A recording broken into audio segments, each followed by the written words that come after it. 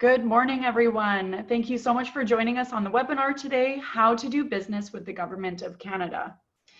Make sure you get a pen and paper handy as we're going to be sharing a lot of great resources today. Thank you to OSME, which is the Office of Small and Medium Enterprises, for partnering with Women's Enterprise Center today on the session.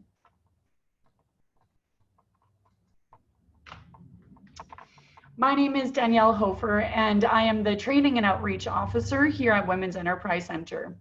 And we absolutely love to hear your requests about which webinar topics you want us to cover. We are here to support you, so we will have some contact details after the session, and please let us know what topics you would like us to cover in sessions to come. If this is your very first Zoom webinar that you're attending, congratulations, you have arrived. If you have attended, you'll be very familiar with these functions, but I do want to let you know how best to engage with us today. So you will see at the bottom of your screen, you've got both the Q&A function as well as the chat function. I'll describe how we want to interact with both of those. So the Q&A function, only us presenters will be able to see those questions. And the Q&A really helps us keep track of those questions. So if you've got a question that you really want Erin or myself to answer today, please put those questions there and we will pause throughout the webinar today to address those questions. The chat function is really useful for when you want to interact with the other participants. We love to know what city you're calling in from today and also what industry your business is in, just so all of us on the call can have a good understanding of who is joining us.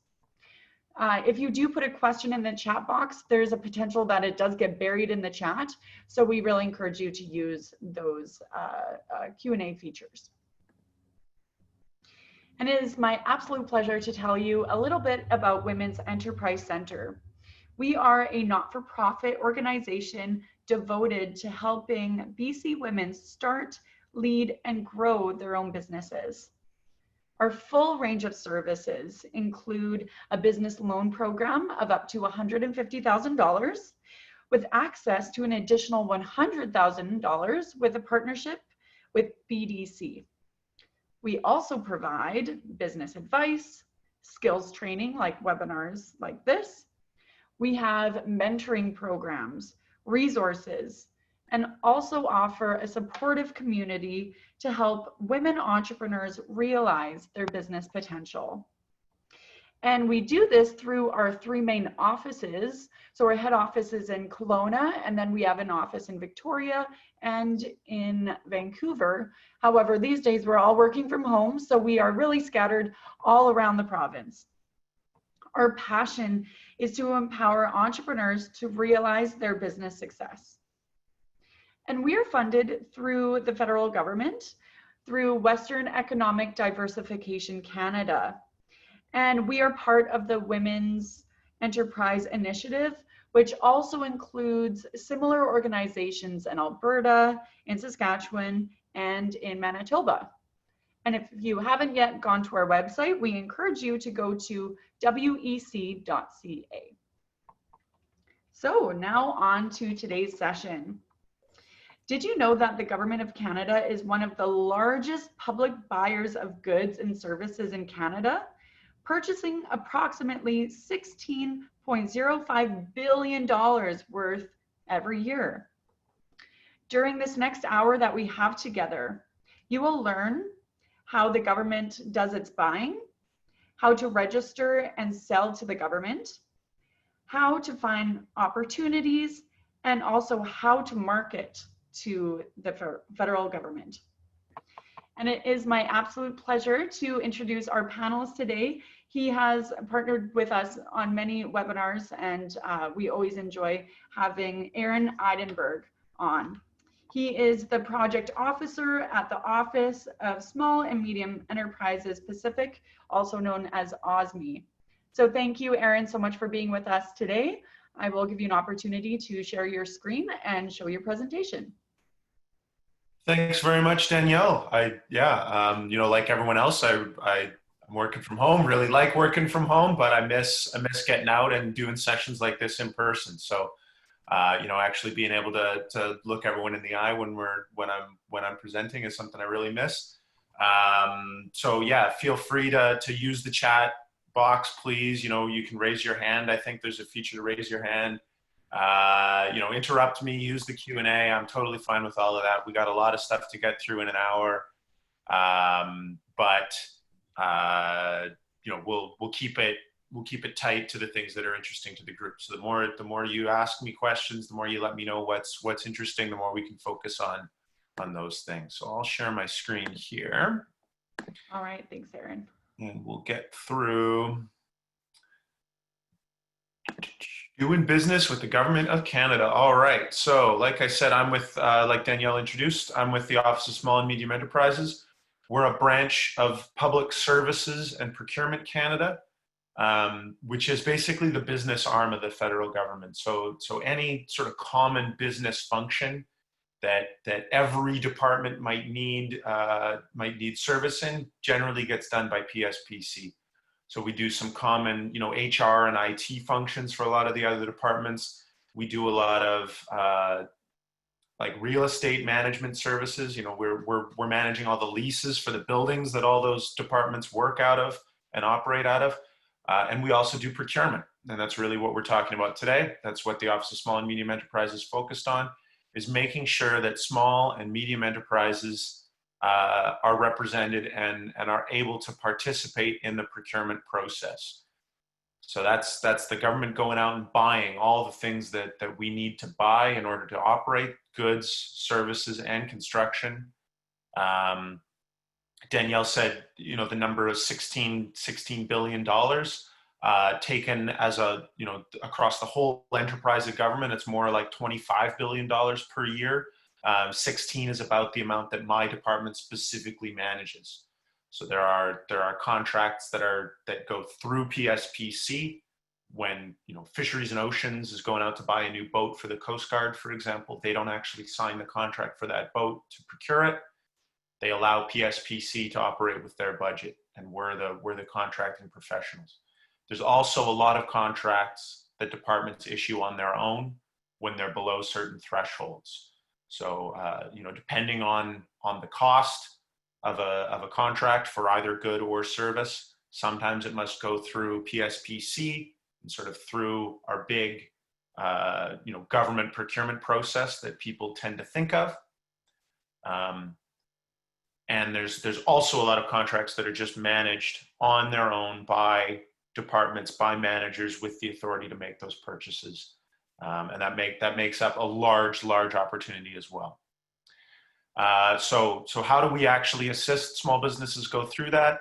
We do a lot of webinars like today. In the before times, you could meet us at a lot of trade shows. We'd be out with a booth at different industry fairs, trying to meet with small businesses and promote the opportunity that exists working with the federal government of Canada. And we also meet with businesses one-on-one a lot too. So my offer goes out as well. Everything we're going to talk about today is going to be quite general. I'm going to try and pepper it in with examples. We heard about selling N95 masks. We heard about janitorial, and we heard about like marketing, technical writing in the chat beforehand. So I'll try and pepper some of those examples throughout. But yeah, we meet with businesses one-on-one all the time. So please reach out. Whether if you're in the BC region, myself, my colleague Afnan is on this webinar as well to help out. We're more than happy to meet with anybody, over Zoom or over the phone or in person if it makes sense and you're comfortable with that. And talk more specifically about what the opportunity, what the strategy might look like for your business. We also have this fourth feature here about reducing barriers, and this is really where we want to hear from you. We want to hear about what your experience has been like selling to the government, and where possible, it's our office's mandate to work to reduce those barriers, especially when they're sort of systematic and specific to small businesses. Yeah, Helen, we'll get to that question about the N95 masks for sure. But I know that's something that's on the top of a lot of people's minds. So I'll just point to two resources really quickly right away. Um, right on the buy. So first of all, have people been to buyandsell.gc.ca before? That's our tender website. That's where all procurement information is published by the Government of Canada. There's a large banner, big yellow banner right at the top of the website right now, where you can register to supply medical PPE to help fight COVID-19. There's also a link on the right-hand side that goes to a supply hub for PPE as well to try and connect buyers with sellers. And I just saw that the province of BC actually launched a day or two ago a big supply hub as well. So if you check out BC Bid or Small Business BC's page, I know they have some really good hubs available. Beyond those sources, I really see procurement trying to push back to competitive procurement. So rather than sort of this emergency situation where we're trying to get information from suppliers, trying to push back to our traditional procurement process, which is we post a tender online, we specify exactly what it is we want to buy, how much of it we want to buy, the terms we want to pay for it, and the specify the technical specifications of what it is that we want to buy, and how we're going to evaluate bids against those specifications. And we collect a whole bunch of bids. We evaluate those bids in accordance with how we said we were going to evaluate those bids, and we award contracts based on that evaluation, contract or contracts based on that evaluation. So, I mean, that's really the process that we're going to talk about today in general. But yeah, I've seen more and more sort of procurement opportunities pushed back toward that. There's been a lot of, cloth face mask covering tenders over the last couple of weeks that I've seen. Yeah, the N95 is a particularly tough one, and I'm happy to chat offline, Helen, about that one as well.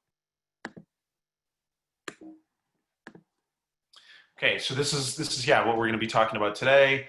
Understanding the procurement process. There's a couple things that you could really take back and do, in the course of a week or two. It might take a few hours altogether between attending today's seminar and reaching out and doing a one-on-one meeting with someone in OSME. And a lot of them are sort of listed here, but registering your company, starting to build networks and find the opportunities are really the key things that you might want to do and start familiarizing yourself with.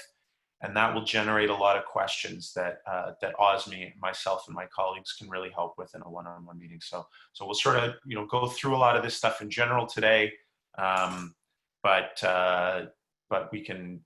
There's a lot here that you can just sort of take and do a couple tangible steps towards selling to the Government of Canada. Really, this slide just speaks to the size of the opportunity that exists for small businesses. Yeah, we're buying billions of dollars of stuff every year. I like to say battleships to ballpoint pens. Yeah, we're still, we buy fighter jets and all the stuff that people assume the government buys, but we also buy a lot of mundane things. We absolutely buy janitorial services. We absolutely buy executive coaching. Yeah, we absolutely are right now buying a lot of N95 masks. And we don't only buy those things from large suppliers, but the opportunity goes all the way up from the $1 billion shipbuilding contracts across the harbor here in Seaspan in North Vancouver. But yeah, it ranges all the way down to a couple $100 for a bit of design work, or a facilitator to come into one of our offices for a couple days and do some team building or some leadership exercises, or risk management training, or whatever it is. Yeah, the opportunities range very, very wildly, and your job as a business is really to pick out what kinds of those opportunities your business can deliver, your clients, so the government buyers are looking for, and if you can really narrow that decision down, it'll define a strategy for you. Are you going through our big tender process? Are you looking for lower dollar value contracts that you can, sort of do through networking and those purchases that individual managers have authority to make on their own without the tendering process? Or are you looking for maybe a subcontracting opportunity? We don't buy electrician services directly very often, for example. We have a large company that has a very large contract with the government of Canada to manage our office buildings. And if you're an electrician who provides services where you come in and change lighting fixtures and install security doors and those like that, that's not something that we contract for directly, but it's managed through that large prime contract. So those three divisions in strategy are a big decision you can make as a business early on to save yourself some time and really focus your energy. Are you chasing the bidding process? Are you chasing a low dollar value contract? Or are you chasing a subcontracting opportunity? And that's exactly the kind of help we can do talking in a one-on-one meeting, to help you try and define which one of those might have the most opportunity for you. As I said, PSPC, we're the main contract, or we're the main procurement arm of the federal government. We're kind of the main business arm of the federal government. And what that means is that, when you're working with the government, there's a lot of things that we have to do. We're spending public money, we're spending taxpayer money, and we have to be accountable for spending that taxpayer money. So everything that we're doing comes down to us being fair, open, and transparent. And I'm going to say those three words a bunch of times today. If you sit down with me or one of my colleagues, we'll say those words a bunch of times as well. Generally, I find whenever you're trying to interact with a government buyer and it's becoming frustrating to you, they aren't being responsive to your questions. There's a lot of aspects of the procurement process which can be frustrating to businesses. I completely understand that. Just what I'll say is that in any one of those experiences, it's typically because we're doing something with respect to openness, fairness, and transparency. That means we can't just talk to you. And like I say, I recognize how frustrating that is, but it's very important that you as suppliers understand that, because it's not that we're being rude. It's not that we're, brushing off your offer or trying to prevent you from participating. Far from it. We want more participation. Everything about our procurement process is designed to make it as inclusive and encourage as much participation as we can, given the rules that we must follow with respect to openness, fairness, and transparency. I'll give you a little example. If you're looking at a contract for, let's use janitorial. If you're looking at a concept, a tender opportunity for some janitorial services, and it's got a bunch of information in there about, you got to come in and buff our floors, something like that. And you want to know, you're trying to create your bid for this, and you want to know what kind of floors, how much floors. Maybe we tell you, the square footage of the building that we want you to clean, but we haven't specified what kind of floor it is. And that's really important to you as you're constructing your bid. You want to give us an accurate price of how much you can clean these floors for. Do you need a mop and bucket, or do you need one of those big, buffing machines, right? So you want to just reach out and just ask, hey, what kind of floors are in this building? So you pick up the phone and you call the contracting officer and you say, hey, what kind of floors are in that building? What they'll say, they won't just be able to answer your question. What they'll say to you is, I need this question in writing. So you'll go back, you'll submit a question, you'll email them, and you'll say, hey, I'm interested in submitting on this bid, but I'd just like some clarification on what surface, what kind of floors make up the 2,000 square feet or whatever it is. And when they respond to your question, they won't be able to respond just to you.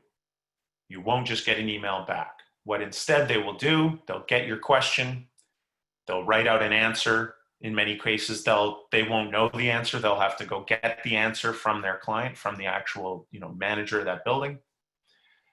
They'll get the answer, they'll receive it, they'll get it translated into French or into English, they'll get it approved, and they will then post it as an amendment to that tender opportunity. And the reason they do it that way is so that everybody who's possibly looking at this tender opportunity has access to that same information. They can't just tell you, oh, it's a linoleum floor, because then that gives you some information that isn't available to every other business that could potentially be bidding on this opportunity. And if we're being open, fair, and transparent, we have to provide exactly the same information at exactly the, we have to make it available at the same time to all potential bidders so that, when they're constructing their bids, they have all the same information. So there's a ton of these laws and regulations and Treasury Board of Canada policies and, Government of Canada, each department has some of their own policies about how a lot of this gets interpreted and shakes down to their level. There's a lot of trade agreements which apply. There's a very complex network of rules. So just, I just like to make sure every, supplier goes into it expecting to be patient, and that it won't necessarily be the same as a typical business to business relationship.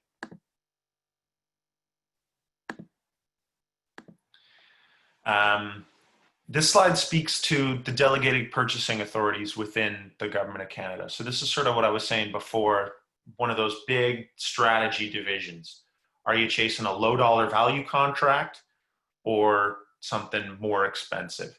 And the magic number for those low dollar value contracts tends to be $25,000. It's just gotten raised to $40,000 for services, but for goods, it's $25,000. So what that means is that when we're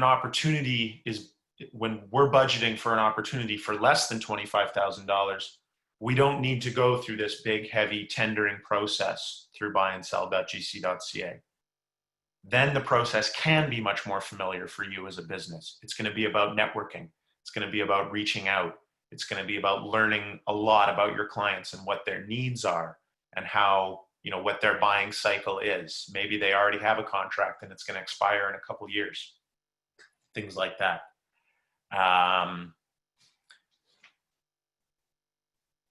It's going to be much more about networking and promoting and marketing yourself. The good news here, of course, is that, this is going to be a much more familiar way of working for a small business.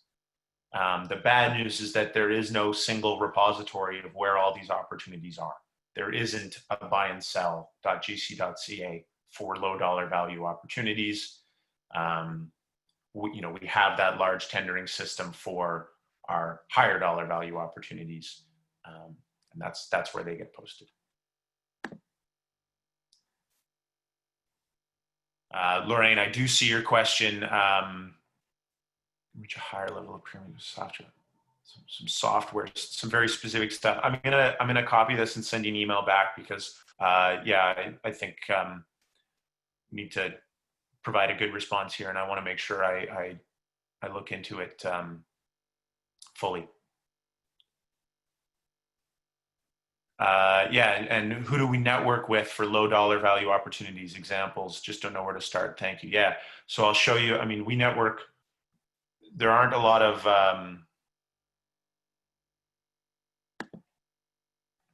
thanks, Maeve. I didn't realize they weren't necessarily showing up for everyone. So somebody's asked, who do you network with for low dollar value opportunities? Examples if possible. Just don't know where to start. I'll do a quick demo in a little bit. There's a resource called the GC Directory or GEDS. That's the best place to start. It's our blue pages. It's our phone book. You can go through a departmental listing and start finding, creating a quick list of 5 departments that could be clients of yours is one of those things that I always suggest, something you can do in a couple hours over the next week or two. Go through that department listing and try and think about, what kinds of government departments would be buyers of your good or service, and then try and find officials who might be responsible for those kinds of programs within them. But I'll show you that website in a little bit.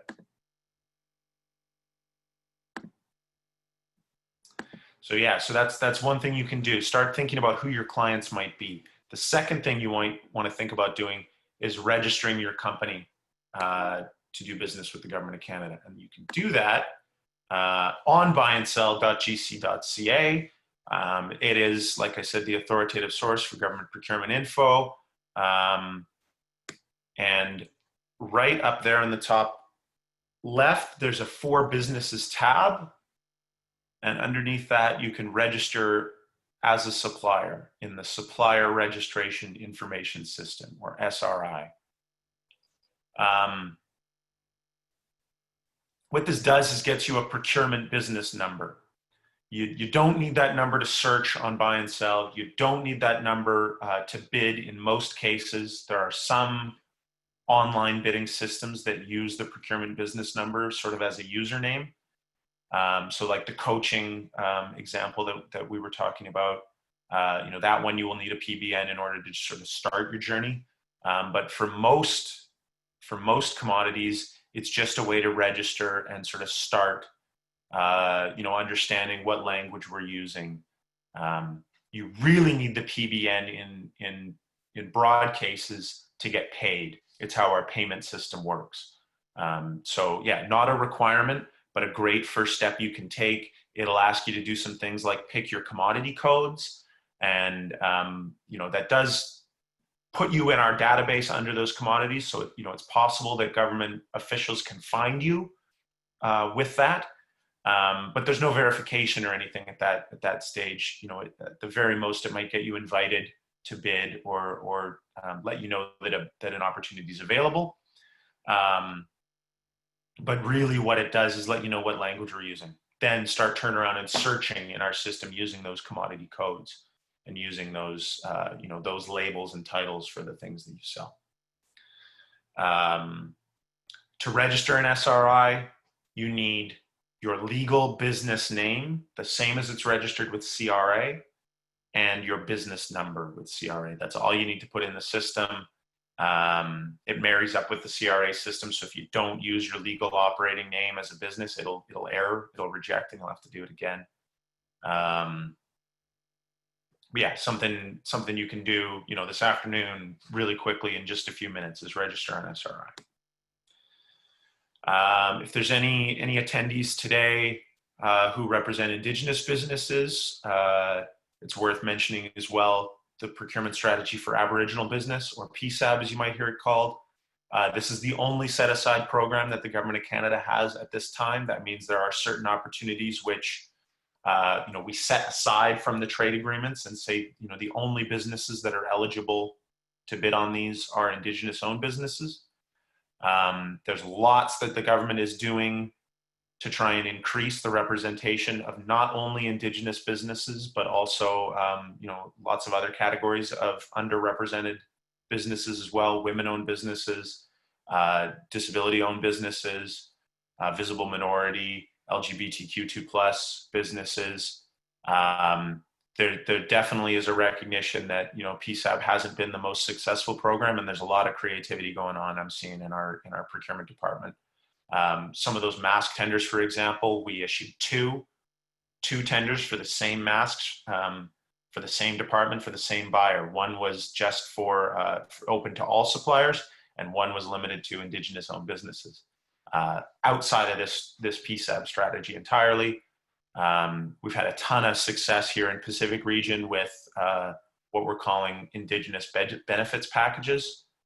So in very large procurement opportunities, building into the criteria an Indigenous benefits package. So, those large bidders will need to come to the communities and engage early and work out a way that how the project in their bid can benefit the local Indigenous community with employment, with economic development, that sort of thing. So just say we're not limited only to this strategy, but there's lots of creativity going on in how to support diverse businesses, and happy to talk about what that means in one-on-ones. Okay, just checking in on my time. How am I doing? It's 10:30. Okay, research and building networks.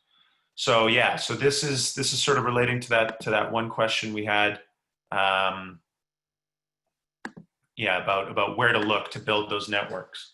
Yeah, it's going to really be about connecting with officials in departments and agencies and learning about what directions their procurements are heading in, what their priorities are right now, you know, what they have budget for, what they definitely don't have budget for right now, and the strategy for procuring those things. You know, it's very useful to know whether or not janitorial is being sold. Um, you know, whether or not each department is looking for a single contract that is going to cover like 20 buildings, like the way D&D does it. You know, in the Victoria area, they have, you know, 20 different bases spread out over you know, a large area, and they want to manage a single contract with a single company that can provide janitorial services to all of those. Excuse me. Or are you aiming at like a contract with a park that is out in the middle of nowhere and they just have a few facilities that needs to be cleaned, and it doesn't make any sense to bundle that with you know, with all the parks that are scattered all over the province? Instead, they might get best value by contracting with a local supplier who can come in and provide all the same services they need. So that's the kind of research that, you know, we can help doing, but finding the right people to ask those questions to, and the right way to ask those questions is exactly the kind of thing we can help with. Excuse me. Yeah, trying to work out how to find those people. The GEDs that I shared, that I was talking about before, the GC directory service, the electronic directory service. That's a great resource, but buy and sell is also a really good tool as well. You know, we always list a procurement officer beside any opportunity. So even if you find old opportunities or stuff that, you know, might be too big for your small business, it's still worth reaching out, you know, to ask about what other opportunities might be available. But yeah, you know, it's your opportunity here to promote yourself, promote your business, distinguish yourself from the crowd. Aaron, if I could just jump in with a question. Sure. Do you have any examples of how businesses have distinguished themselves from the crowd? Some examples that our participants today could go, oh, you know, that's something that I could do in my business. Sure. You know, just from my own office, for example, you know, we do a lot of outreach. We do a lot of, you know, we're out there talking to people, giving presentations like today. You know, one business that's reached out, you know, is promoting the way that their services can help make our outreach more accessible. So, you know, they're learning about what our needs are. One of our big challenges is that, you know, we have to make sure our information is accessible equally by everyone. And in the past, that meant, you know, we could meet one-on-one with people and hire, you know, if we needed to hire a sign language interpreter for a one-on-one meeting, we can do that. We can do that. But when we're presenting online, that's a little more difficult. And, you know, we've had suppliers reach out to, you know, specifically market themselves, knowing that that's our challenge. And, you know, to show off that they have software, for example, that can, you know, close caption using AI. Or, you know, that can help us reach out to a deaf audience more easily. For, you know, that's the quick example, but you know, the kind of way you can distinguish yourself from the crowd is by learning about, you know, what's important to us. What are the big edicts coming down from our bosses, which are public? Obviously, everyone knows about them. The Accessible Canada Act was passed last October, I think. And, you know, so there's lots of businesses seeking that opportunity and seeing that requirement that is coming down to us, and trying to market themselves as helping us to meet those requirements. Mm-hmm. And what I think I gleaned from that is really looking at the government of Canada as the customer.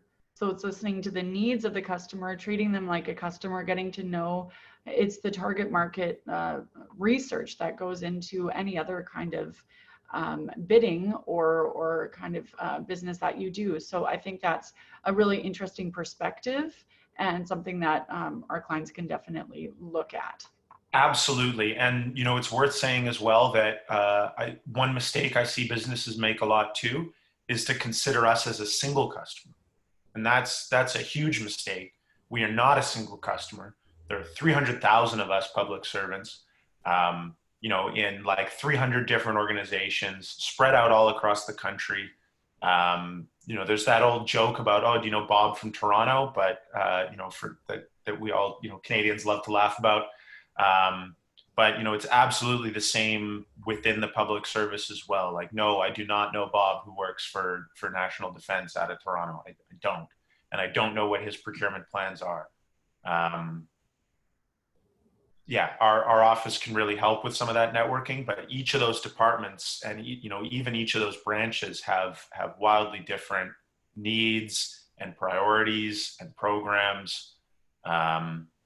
Even just learning about what department it is that you're trying to sell to and what their structure is. Selling to RCMP is a very difficult, nut to crack. They are a paramilitary organization that is very top down, and trying to sell to any individual detachment of the RCMP is a very difficult thing to do.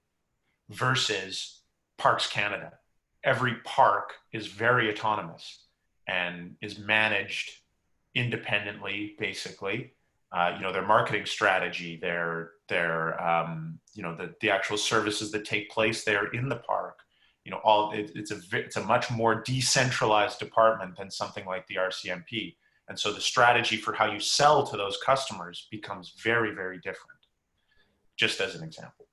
Mm-hmm. Yeah, that's a great example. Thank you. Finding key government contacts, GEDs, like I said, that's really the best source. We'll say, there's a number of departments that don't have their employees' information in there. National Defense, RCMP, CSIS. You won't find your tax auditor's phone number in there. Anyone who has a reason to not be made public won't be in there, but otherwise we are all in there. Our PSPC regional offices can provide some information about your specific area, especially, sort of larger projects, construction. Generally those, get managed at the PSPC level.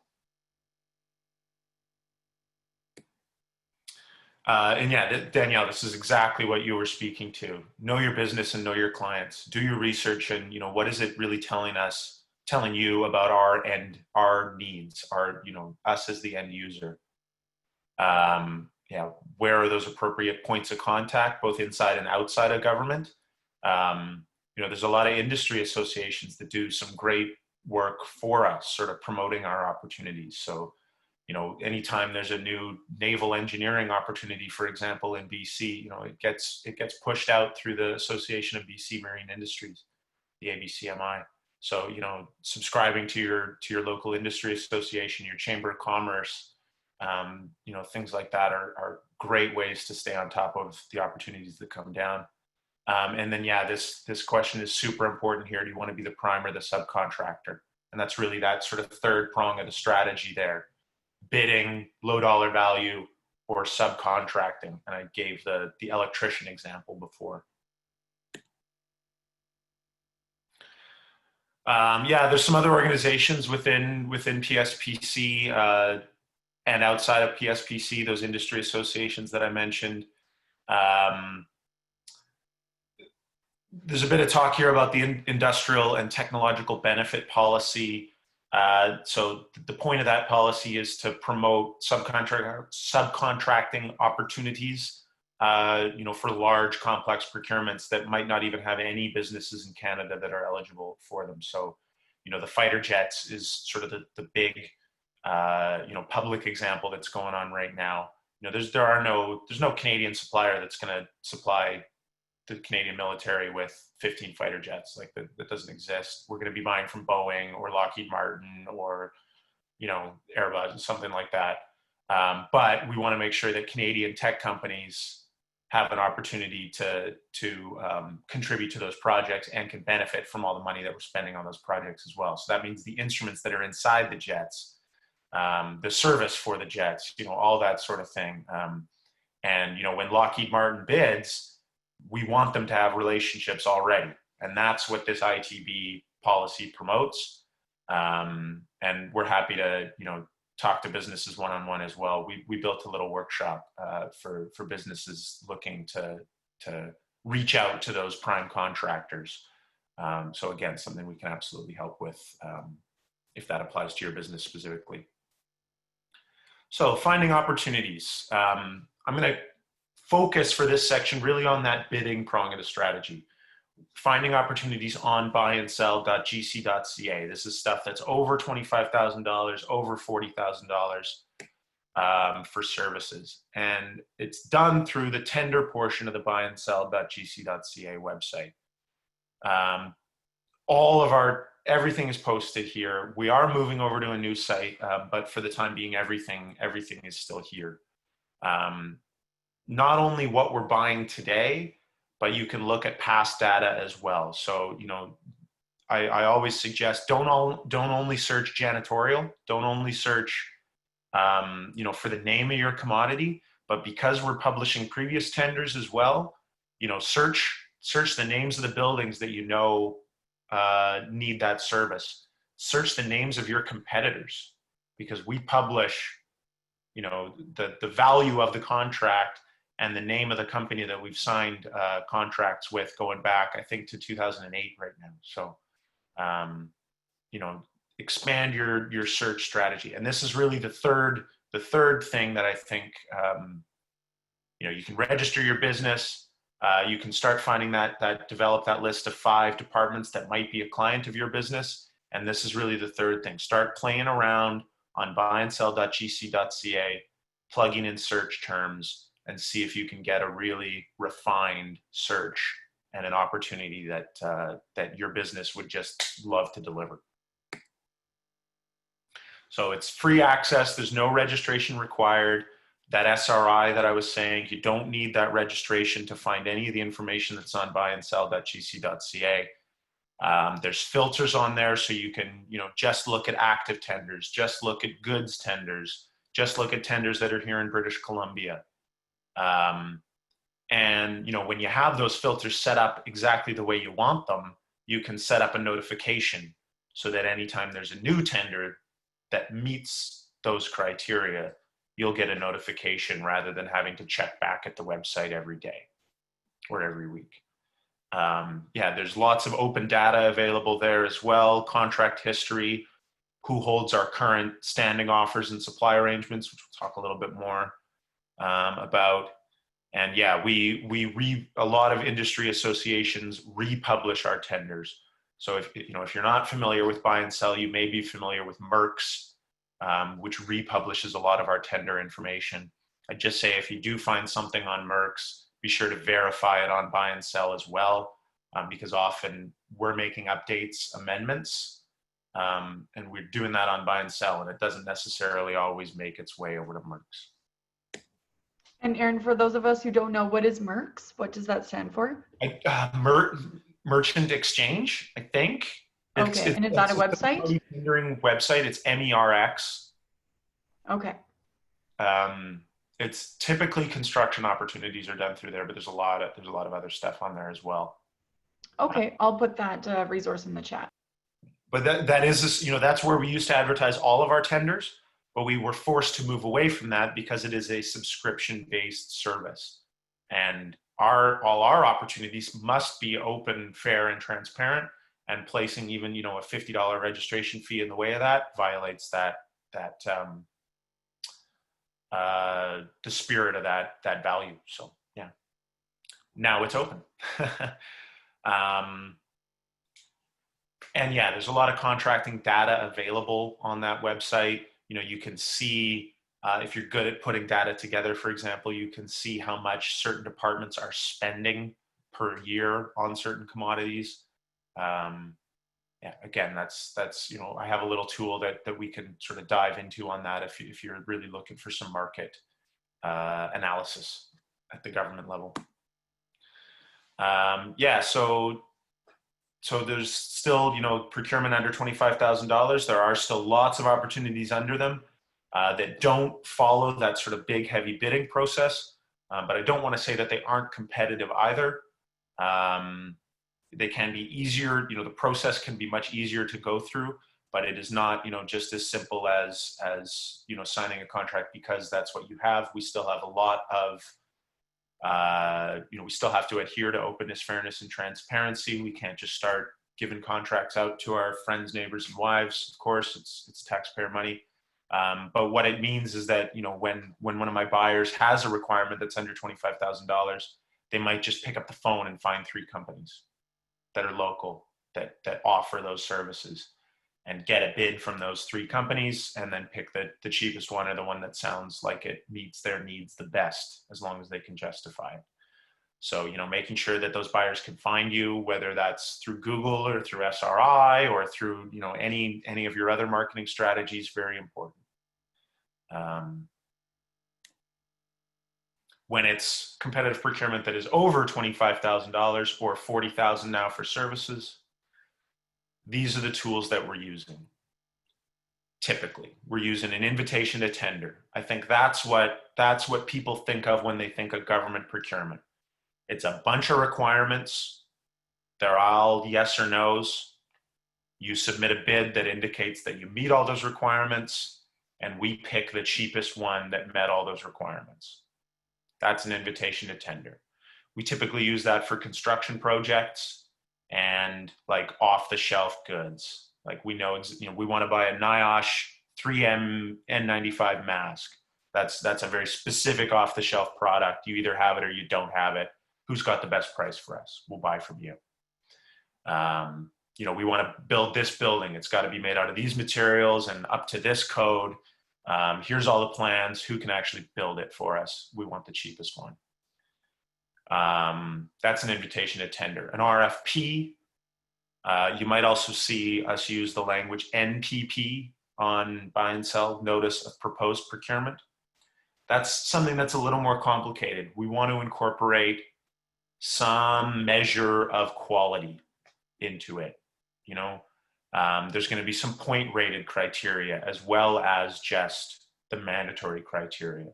Maybe you can score 5 points on this if you have 5 years of experience, but if you have 10 years of experience in this field, then you get 10 points on this criteria. And we're going to add all those criteria up and combine them with your price in some formula to arrive at an overall score. And then we're going to award the contract to the bidder who has the best overall score. So we're trying to, take into account quality. We're trying to get the best value for taxpayer money, recognizing that the cheapest thing isn't necessarily the best thing. We want the best value. And then we have standing offers and supply arrangements, and we use these when what we buy is repetitive. We buy the same thing over and over and over again in lots of different offices with lots of different users. And it doesn't make sense for us to compete that thing individually every single time we want to buy it. When I need new pens, I don't put out a bid that Staples responds to that says, yeah, I got blue pens, they're only $1, right? Like, no, I got a catalog of pens that I can order out of. That, they're all predetermined prices. I know exactly what the good is, and I can just order it out of the catalog. That's basically an RFSO, and an RFSA is something more complicated. Maybe coaching services is a big RFSA that we use a lot of. So you gotta, there's lots of different users that are hiring coaching services, training services. There's some basic qualifications. Maybe you need a certification and you need to have some experience in it. So you get pre-qualified on our list, and then anytime there's a user who needs those services, they can host a mini competition among all those pre-qualified people. So yeah, helping you find, the right standing offers or supply arrangement, the right one that applies to your business. And then again, often it's being patient for the opportunity to qualify on those opportunities to actually come up. So there's lots of different tools we can use. There's lots of different formulas we can sort of pick from to decide how we're going to pick who wins a tender, but we've got to be transparent about it. We're always going to be very clear about, yeah, this is a request for proposal, and here's all the criteria, and here's all the points and how you can win those points and what a 10-point answer looks like versus a 5-point answer. And here's how we're going to combine them with your price. and here's how we're going to arrive at a final score, and here's how we're going to make a decision about who to pick. We have to put that all there out there first at the beginning. Standing offers and supply arrangements I talked about. These are some of our more common standing offers and supply arrangements. Pro services is the one I spend most of my time talking about. That's where the coaches sort of fall into. That's facilitators, trainers, project managers, risk managers, anything that has like consultant in the name generally comes through pro services, and a lot of IT services as well. Happy to help, find which one of these might apply to you. And a lot of these are the ones that are done through an online system where you need your PBN first as a username. So just if that's what you're targeting, SRI is definitely a step to take today. Collaborative procurement lets provinces use those supply arrangements that we sign. So getting on one of the federal government's supply arrangements may mean that the government of BC can hire you as well. I'd like to talk about this one just sort of briefly. We talked about low dollar value as well already, but these are the 4 instances where we can do non-competitive procurement. One of them being low dollar value. If it's under $25,000, yeah, we have the authority to award a contract because we know that's the right thing. We need to buy it and we need to move now. The other instances are these, and it's, the pressing emergency one is sort of the one that's on the top of most people's minds right now. That's really why, we've been able to move so quickly with purchasing masks and personal protective equipment and all of those, all the PPE to create a stockpile for Canada to fight COVID-19. That's exactly what we're trying to move out of, and we're trying to move back to the standard procurement. So I'd say the opportunity is sort of dwindling under that right now. The other instances when we do it, when there's only one known supplier, so yeah, like 3M masks, like it's 3M that makes them, like that's the company that we work with to supply them. Or when it's not in the public interest. So, I always use as an example, prison locks. Like we don't advertise the specs for our prison locks on buyandsell.gc.ca. That just doesn't make sense. It's not in the public interest. We have a supplier that we work with to create those, and that's done non-transparently, which makes it non-competitive. We also sometimes publish requests for information. These are not contracting opportunities specifically, but rather there are contracting officers seeking information from industry. So they are really your chance to shape a future procurement process. There'll often be a lot of questions in them, but you don't need to answer all the questions. We're happy with just receiving whatever information we can from you to try and refine a future procurement process. So definitely an opportunity for businesses in responding to those, and a really good opportunity for networking too. That's your access. That's your open door to talk to the buyers who are buying what you're selling. I'll do a quick plug on the Ideas program. There was the one question in the chat, quite the large question that I think this might sort of apply to. How do you get your new ideas into government? And this is one of the programs that sort of aims to do that. Ideas, Innovation for Defense Excellence and Security. It's a challenge-based program. So rather than the government, our typical tender scenario where we specify exactly, how big the mask is and how many particles it needs to block and what kind of material it's made out of. No, these challenge programs work differently. They work. We pose an issue to industry.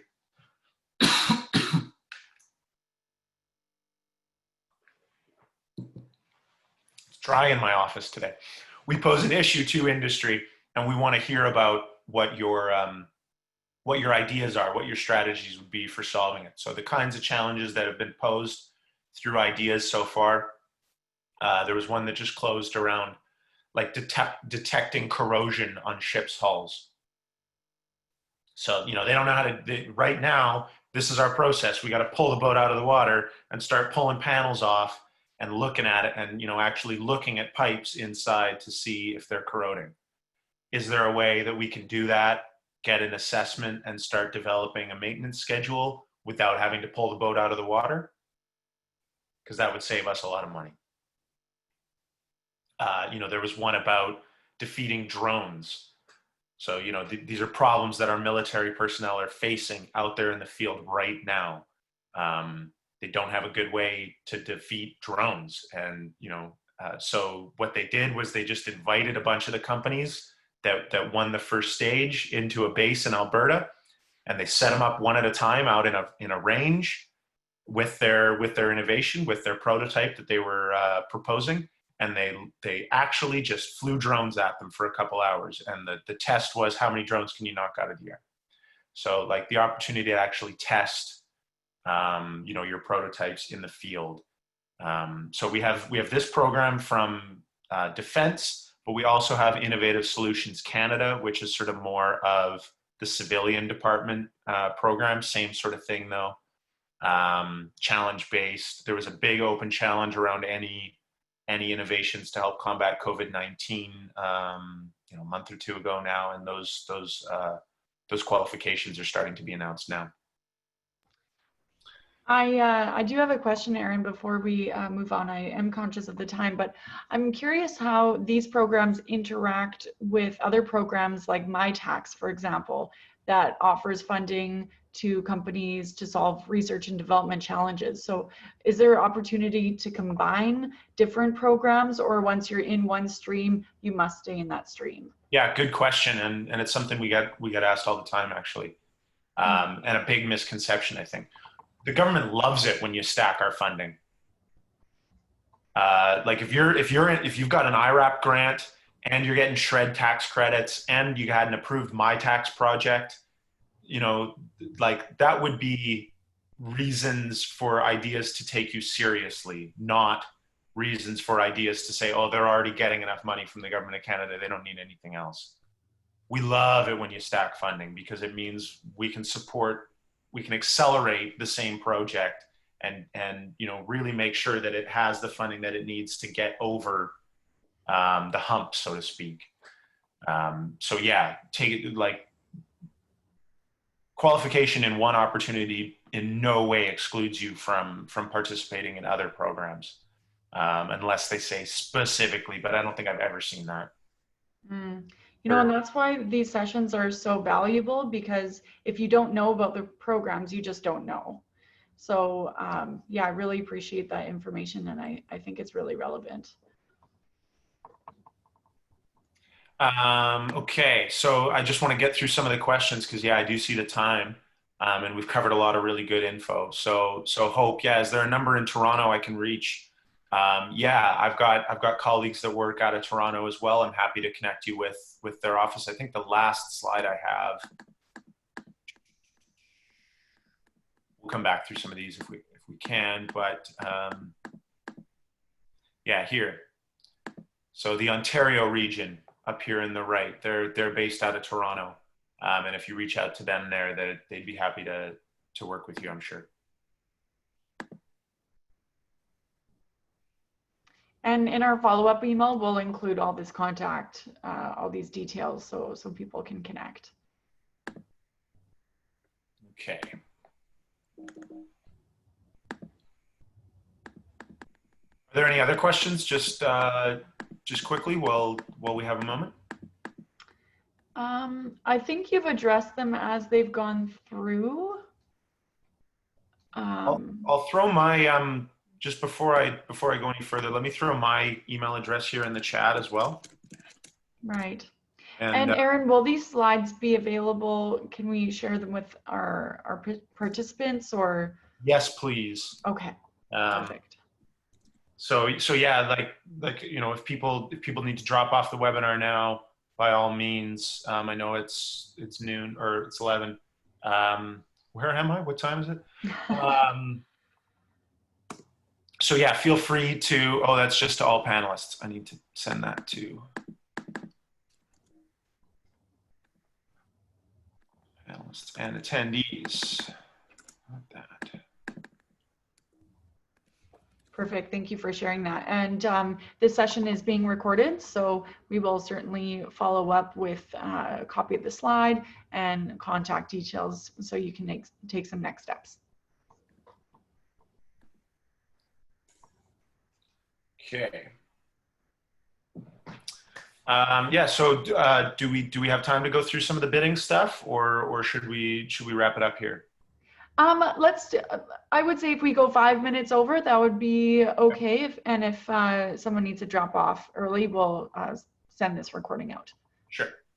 So yeah, so you know, it's a lot of sort of reiterating what we'd already talked about. You know, when you're bidding, make sure that you know we've specified all the requirements to bid. We've got to be transparent about it. We've got to lay out for you exactly what you need to include and how we're going to market, basically what our criteria are.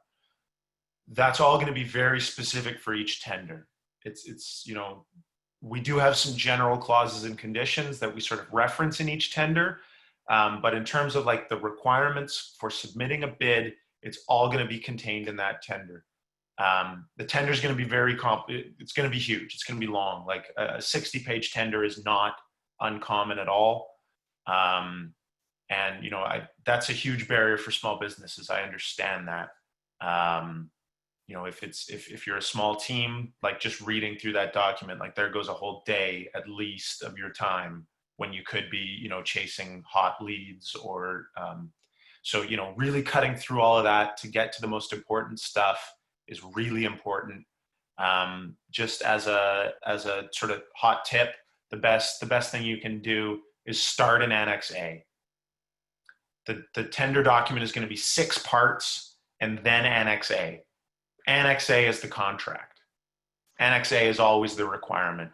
Don't read through 40 pages of bid preparation instructions and clauses and conditions and delivery dates and all this stuff about your logistics until you've read Annex A and you're sure that this is the opportunity that your business wants to chase. That, you know, these are goods that you provide, these are services that you specialize in, whatever it is. But, you know, that's the best way to save yourself some time, is start there. Those are the requirements. That's what we're asking for. When you create your bid, you're going to want to speak to the requirements that are listed in Annex A directly. So yeah, exactly. These are the questions you should be asking yourself. Am I capable? Am I going to be able to meet all these criteria? And then if you answer yes to those, then look at the terms and conditions. Am I able to meet all of these? Attention to detail is really crucial. It's really good to understand the difference between mandatory criteria and point-rated criteria. We're going to use language to differentiate them. So, you know, if it says the contractor must, the supplier must, that's a real good indication that that's a mandatory criteria. And if you don't meet mandatory criteria, you get declared non-responsive and you're out of competition. There's no room for us to say like, oh, well, they don't have that criteria, but they have everything else and they have a really good price, so I want to buy from them. We can't do that. If we've said it's mandatory, it must be mandatory, and all suppliers must meet that criteria. I talked briefly about questions, but maybe I'll just end with this. This is again, a pretty big misconception. We want your questions. We want you to ask us questions. We want your expertise as the suppliers. Every tender will list a contract officer. We'll always list someone you can reach out to about that opportunity. And in fact, they're the only person you can reach out to about that opportunity. If you have a technical question, I'm happy to try and help, but I can't give you any information about that tender because I don't have any information about that tender that you don't have. It's all public. If you have technical questions, you've got to reach out, and you've got to, it's a really good idea to do it early and do it in writing. Like I was saying, what kind of floor is it that I need to be cleaning? Are you willing to accept, you know, you've said you need a mop and bucket. Are you willing to accept a Swiffer wet jet, or, you know, whatever it is? challenge criteria. We want to know if there's better, cheaper ways of doing things. We want to know if there's, maybe we want to buy German Shepherds, but that's not the right dog for what it is we want to buy. Maybe you've got a different breed of dog that would do what we're asking for way better. That's when you got to ask the questions, because if you don't ask that question and just submit your bid for your Belgian dog instead, we're not going to be able to accept it. Instead, we have to, have a conversation with you, understand that there's a better way, and then change that mandatory criteria. And when I ask my contracting officers how often they change criteria based on questions from suppliers, they do it all the time. They love questions. There is no blacklist for bothering a contracting officer. Well, there is, but it's very, very, very hard to get there. And you don't get there by just asking questions and providing your expertise. So maybe I'll just leave it there. Thanks very much for joining. There's lots of content here. Happy to go through it at another time. We have lots of other seminars. There's nothing much here that isn't, that we haven't talked about already.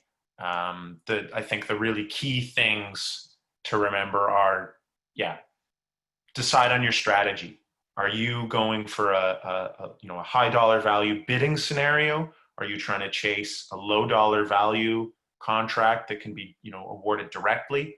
Or are you trying to chase a subcontracting opportunity? And then, maybe 3 things you can do in a couple hours of homework is, register yourself on SRI, start looking through the government directory, department listing, and pinpointing a couple departments that might be clients of yours, and going through buy and sell and trying to find the right tender opportunity for you, even if it isn't current. So yeah, I'll leave it there. Happy to stick around and answer a few more questions. And yeah, for those other follow-up questions, if you just shoot me an email, I don't want to lose this chat. I know there's some good information in terms of those questions, but if you just send it to me in an email, that would be best, so I can respond to it there. Perfect. Thank you so much, Aaron. Thanks, Danielle. And to follow up on the topic of bids, we do have a recording of a previous session that we did with you, Aaron, called Bid Valuation Masterclass. And maybe in the follow-up email, I'll include the link to that recording so people can access that as kind of a next step. Sure. And I'm actually offering another session of that on July 14th. Okay. So if I send you the link, Danielle, would you mind distributing that as well? Yeah, absolutely. That'd be great. Great. Okay, perfect. So I will jump back into my screen and wrap up the session for today. All right, so thank you so much, Aaron. I learned a lot. Every time you do these sessions, they're filled with really great examples, and we really appreciate this partnership. I want to share with you some upcoming sessions that we have over the next few weeks. We've got one on June 30th next week about conversational intelligence. That's also talking about negotiating strategies. And then these next 2 ones, we've partnered with BLG, which is a law firm, and these are lawyers talking about these important topics with the COVID-19 response as the overarching theme. So it's going to be really interesting and relevant, and they're all free, so I encourage you to register for that. So that wraps up our session. Thank you so much, everyone, for joining us today. I will follow up with a recording and these additional resources, and we wish you and your business all the success, and we'll chat again next time. Thanks, Danielle. All right. Thank you so much. Everyone. All right.